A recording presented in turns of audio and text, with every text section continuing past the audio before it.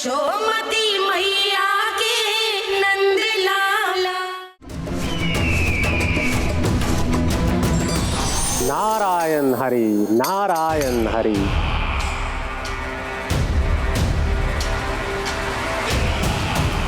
प्रणाम देवर्षि। किस योजना में कितना लाभ है और कितनी हानि, ये आंकलन करते करते थक गए होंगे मथुरा नरेश। देवर्षि, आज मेरा ध्यान कैसे आ गया आपको? आप तो सदैव ही मेरे ध्यान में रहते हैं महाराज कंस। सत्य तो ये है कि मथुरा में जो भी हो रहा है मुझसे छिपा हुआ नहीं है। मैं जानता हूं कि आप किसी भी असुर को वृंदावन क्यों ना भेजें, और वो असुर कितना भी शक्तिशाली क्यों ना हो, कृष्ण का सामना नहीं कर पाता। या तो पराजय स्वीकार करके आपके पास लौट आता है, या तो फिर वीर गति को प्राप्त हो जाता है।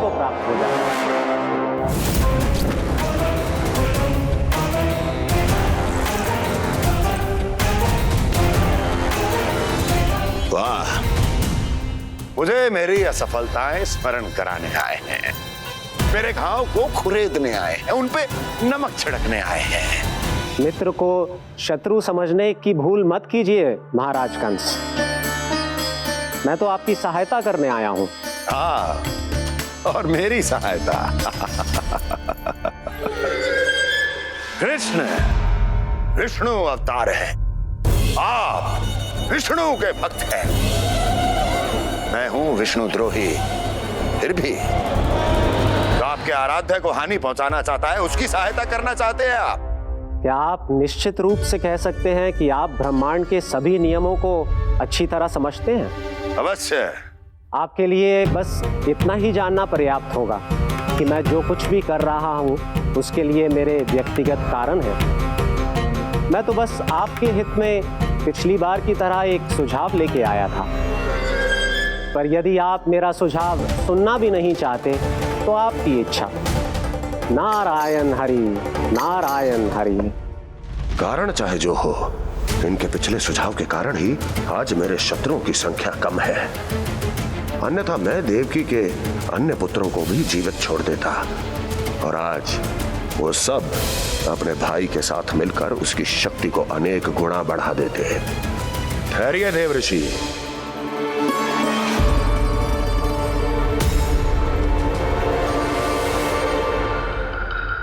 बताइए क्या सुझाव है आपके पास? मेरे सुझाव का नाम है कालिया नाग।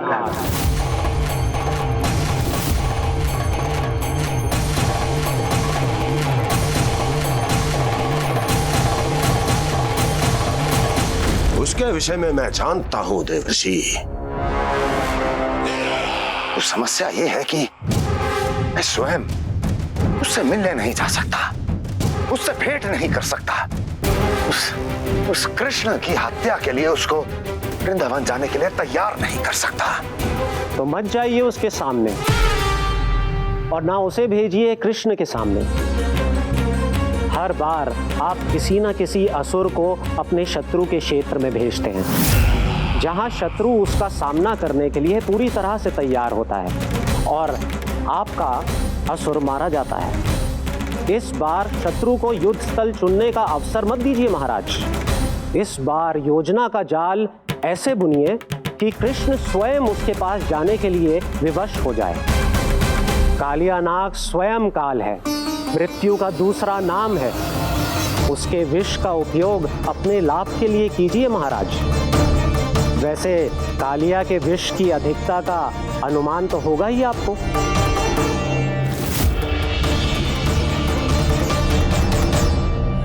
एक बार जो उसके क्षेत्र में पहुंच गया, फिर उसके विष से बचना असंभव है। उचित सुझाव है देवर्षि, उचित सुझाव है। देवर्षि, उस छलिया विष्णु की भक्ति करते करते आप भी उसके रंग ढंग सीख गए हैं। उचित है, उचित है।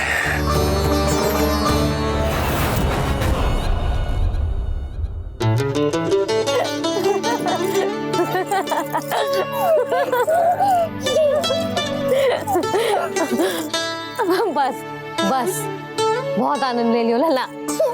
बस अब दूध पी ले। ठहर ठहर, गर्म है। जी ले पी।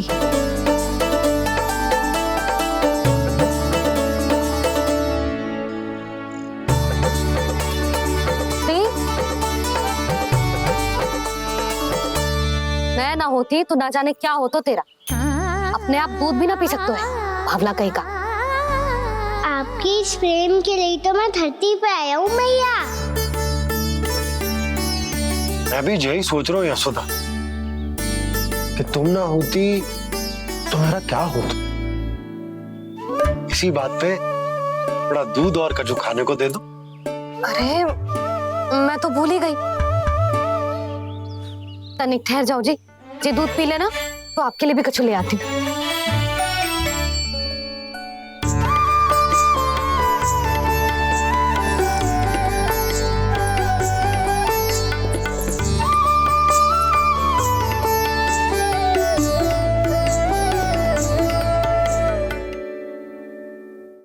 प्रणाम महाराज। आपकी आज्ञा के अनुसार बिल्कुल वैसा ही पत्र तैयार किया है जैसा आप चाहते थे।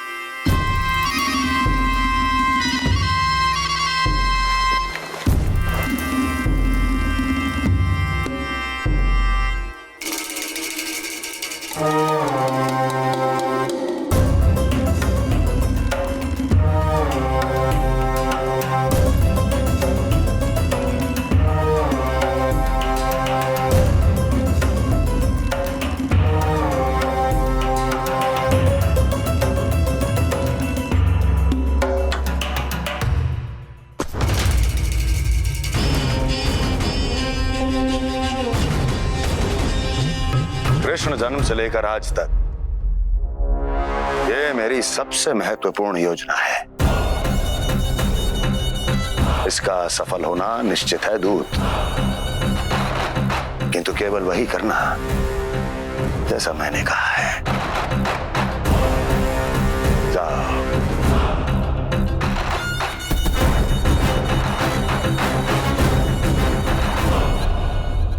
कान्हा,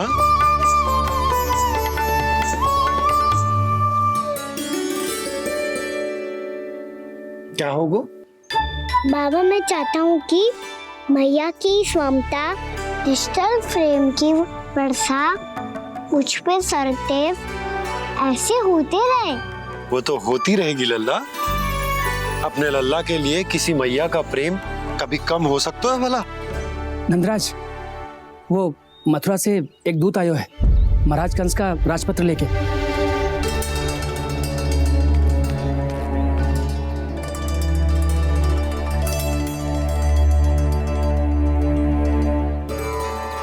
कान्हा अब क्या करने वाला है? तेरे बाबा कहाँ गए? हाँ? कंस मामा का खेल आराम हो गया है, पर मैया वो सब सुनेगी तो व्यर्थ चिंतित हो जाएगी। बस थोड़ा बाहर गया मैया, कछु खा लिये से। बाहर इस समय? मैया क्या होगा? मैया देखो ना, पीठ पे कछु हो रहा है। मेरा हाथ ना पकड़ो, आप करो ना। दिखा यहाँ। क्षमा करना मैया, पर अभी बाबा को ही संभालने दो ये सब। कहिए, क्या संदेश लाए हैं आप? नहीं नंदराज, नहीं। महाराज कंस का आदेश है कि ये संदेश सभी गांव वालों के साथ ही पढ़ा जाए। ठीक है, मैं गांव वालों के सामने पढ़ दूंगा, पर मुझे तो दीजिए पढ़ने के लिए। महाराज की आज्ञा का पालन करना आपके लिए भी आवश्यक है नंदराज। सभी गांव वासियों की सभा बुलाइए। बंसी, सभी गांव वालों की सभा बुलाओ।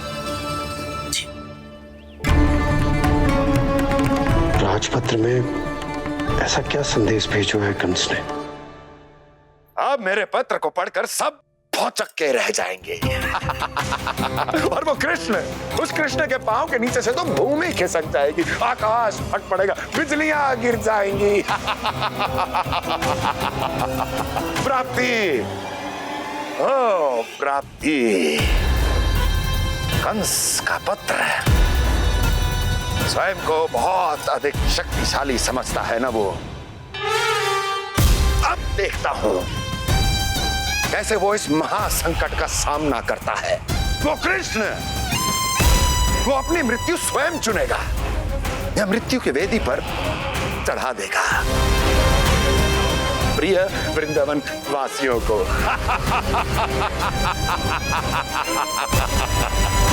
अब आएगा आनंद प्राप्ति, अब आएगा आनंद।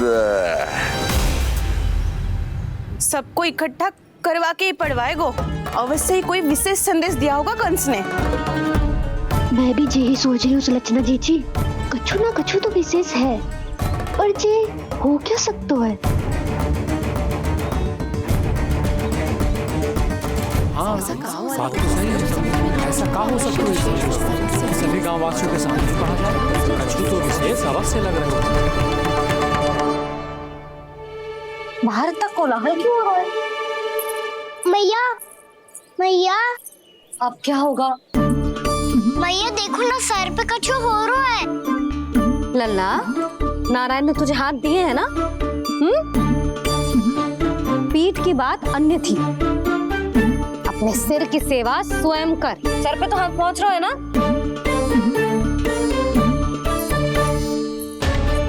मैया सुनो ना, मैया देखो ना, तीव्र कर कछु हो रहा है।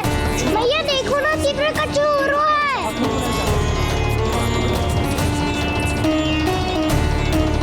सब लोग आ चुके हैं, अपना संदेश सुनाइए आप।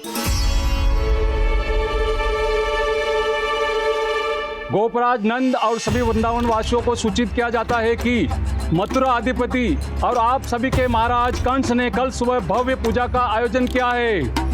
इसके लिए राज्य को वृंदावन के क्षेत्र के निकट यमुना नदी के मध्य में खिलने वाले 1 कोटि कमल के पुष्पों की आवश्यकता है। इसीलिए आप सभी को यह आदेश दिया जाता है कि ये सभी कमल के पुष्प प्रथम पहर से पहले राजसभा में पहुंचा दिए जाए।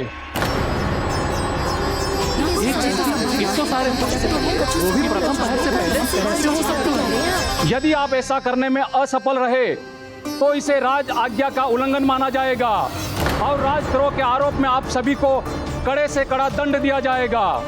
स्मरण रहे, यदि कल की पूजा में इन 1 कोटि कमल के पुष्पों का ना पहुंचने के कारण कोई व्यवधान आया तो समस्त वृंदावन वासियों को दोषी माना जाएगा और पूरे गांव को निवासियों सहित धूल में मिला दिया जाएगा।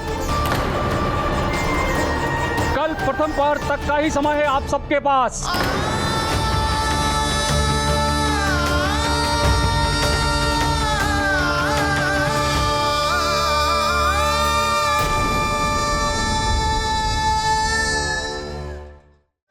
एक कोटि कमल पुष्प, वो भी कल प्रथम प्रहर में?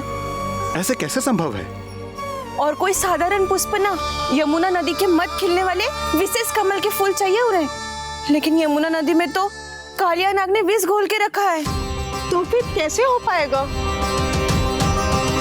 जी असंभव है। हमारी मृत्यु का संदेश भेजा है राजा कंस ने। सदैव की भांति इस समस्या पर भी गांव के बड़े ही विचार करेंगे। बालकों का यहाँ होना उचित ना है।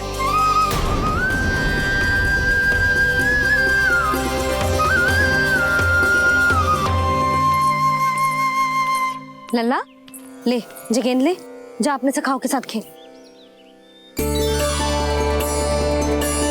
सुबह उज्जवल, मधुमंगल वसंता, देखो मैया ने क्या दिया है। चलो खेलें, बहुत आनंद आएगा आज।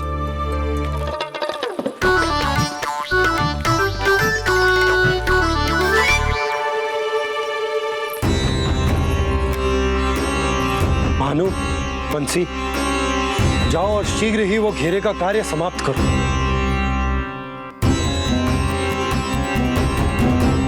पर कछु ना कछु तो करना पड़ेगा ना। पर हम कर ही क्या सकते हैं?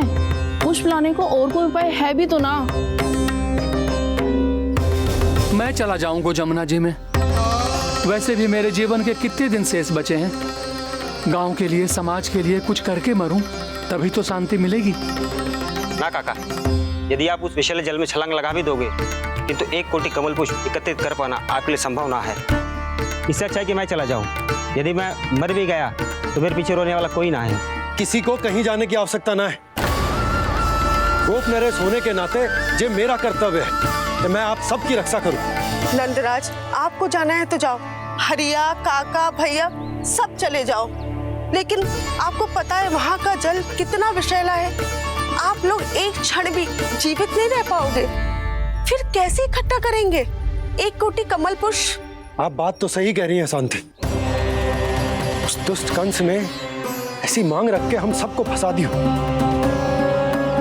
हम में से कोई भी क्यों ना चला जाए और इस संकट का समाधान ना निकले को।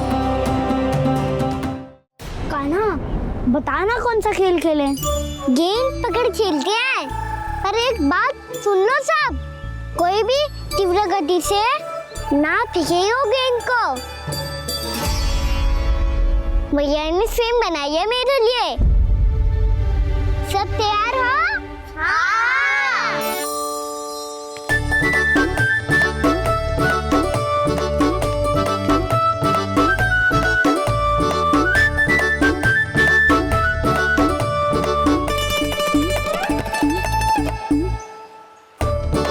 मुझे दो, मुझे दो।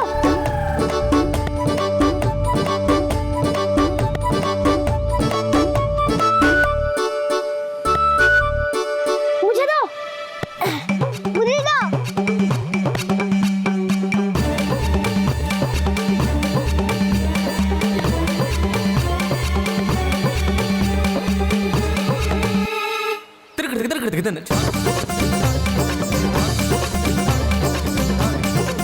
कान्हा, इतनी धीरे से फेंकेगो तो कैसे आनंद आएगो? थोड़ा बल लगा के फेंक। हाँ कान्हा, हम अभी बड़े हो गए हैं, तू अब भी छोटे बालकों की तरह फेंक रहे है।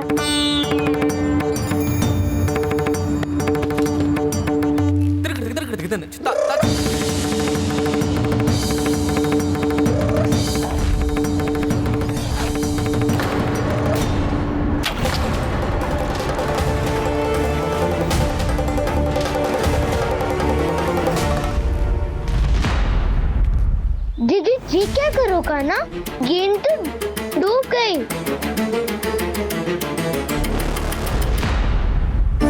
अच्छा, तो ये सब इसकी योजना का भाग था ताकि ये कालिया का सामना कर पाए। तुम सबने तो कही थी तीव्र गति से फेंको। देखो, फेंकवा दी ना मेरी गेंद मुझसे नदी में। अब मुझे जाके लानी पड़ेगी। रुक जा कान्हा, रुक जा कान्हा। जी क्या बोल रहे थे कान्हा? इसमें तो बहुत संकट है। कोई भी संकट मेरी मैया का उपहार खोने से बड़ा ना है। बहुत प्रेम से बना के उन्होंने दी थी। हे नारायण, कोई उपाय समझ में ना आ रहा है। भैया, अब कैसे करेंगे हम अपने गांव की रक्षा? कीड़े पड़ेंगे उस दुष्ट को। यदि उसके कारण किसी के प्राण चले गए तो कौन सा फल मिलेगा उसे इस पूजा का? तुम सही कह रही हो यशोदा। हमारे पास कोई और दूसरा विकल्प भी तो ना है। यदि हमने मथुरा की राज आज्ञा का पालन ना किया तो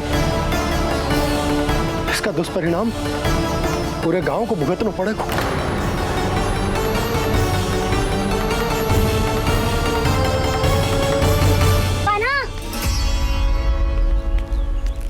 पता है कि तो भगवान है, दिव्य है, बहुत शक्ति है तुझमें। पर फिर भी हम तुझे विषैले जल में ना जाने दे सकते। कुछ होगा तो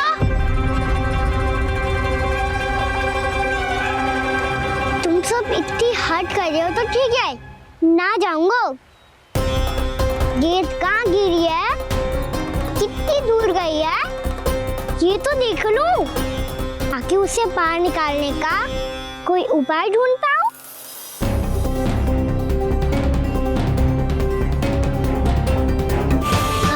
हाँ